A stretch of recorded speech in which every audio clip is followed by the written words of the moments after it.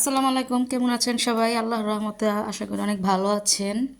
আবার নতুন একটা ব্লগ নিয়ে আসলাম আপনাদের সাথে। এই যে দেখছেন, এটা হচ্ছে আমার পার্লার। এই দেখুন, এই যে এটা হচ্ছে আমার পার্লার রুমের ভিতরেই। এই যে এটা হচ্ছে আমার পার্লার।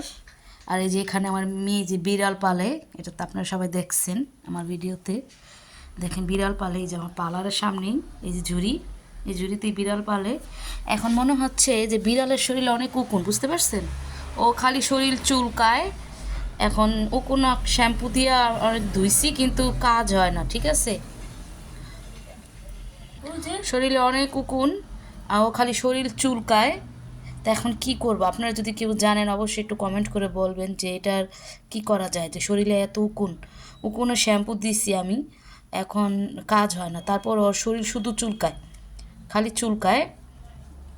চুলকাইতে চুলকাইতে একবার অবস্থা অনেক খারাপ।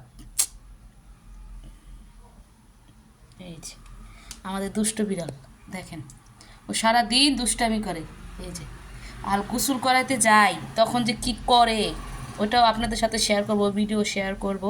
এখন তো রোদ নাই, রোদ আসলে ওর গোসল করামু, তখন আপনাদের সাথে ওই ভিডিও শেয়ার করবো।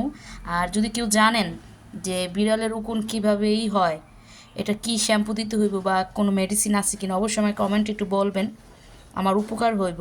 আর সবাই ভালো থাকবেন, সুস্থ থাকবেন আল্লাহর রহমতে। আর আমার ভিডিওটা সবাই সাবস্ক্রাইব করে দিবেন। আসসালামু আলাইকুম।